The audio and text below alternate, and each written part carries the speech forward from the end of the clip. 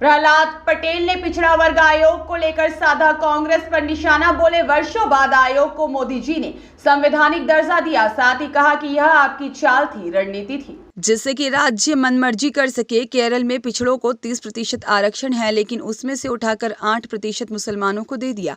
इसके अलावा प्रहलाद पटेल ने कहा कि 1956 से कांग्रेस ने कितने पिछड़ों को सीएम बनाया और यहाँ चारों के चारों सीएम पिछड़ा वर्ग से ही बनाए गए हैं। देखिए कैसे पिछड़ा वर्ग को लेकर हमलावर दिखे कैबिनेट मंत्री प्रहलाद पटेल। पार्टी है तो भारतीय जनता पार्टी है। पर मैं कांग्रेस के लोगों से पूछता हूं, आप भी पूछना, 56 में राज्य बना था, आज क्या हो गया 2024।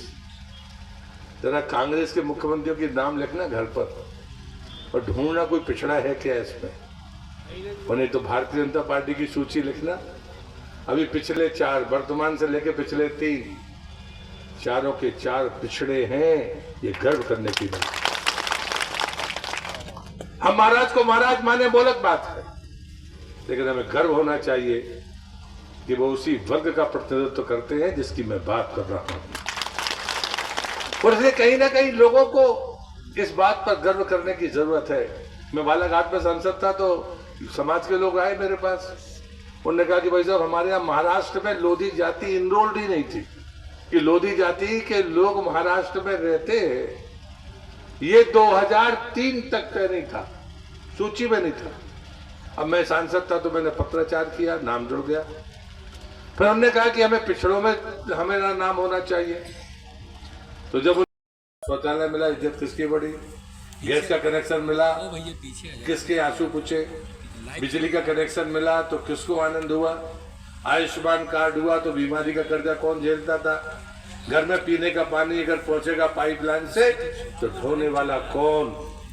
मोदी की एक भी योजना ऐसी नहीं है जो महिला स्वाभिमान के लिए ना हो। और इसलिए मैं आपसे आग्रह करता हूं कि मतदान में हिस्सा लीजिए। आप इतनी भीषण गर्मी में आए हैं सुनने के लिए, तो ये तो मैं विश्वास कर ही लेता हूं कि आप वोट डालने जरूर जाएंगे। गर्मी आपको नहीं सता पाएगी, गर्मी आपको रोक नहीं पाएगी। और दूसरा, 28 के बाद 28 क्या मिला, इसका जिम्मेदार कौन है? टुकड़ों में बात करने से काम नहीं चलेगा। लेकिन मैं कह रहा हूं, मैंने परसों भोपाल की प्रेस में कहा था, आपने पिछड़ा वर्ग आयोग के संवैधानिक दर्जा नहीं दिया आयोग को।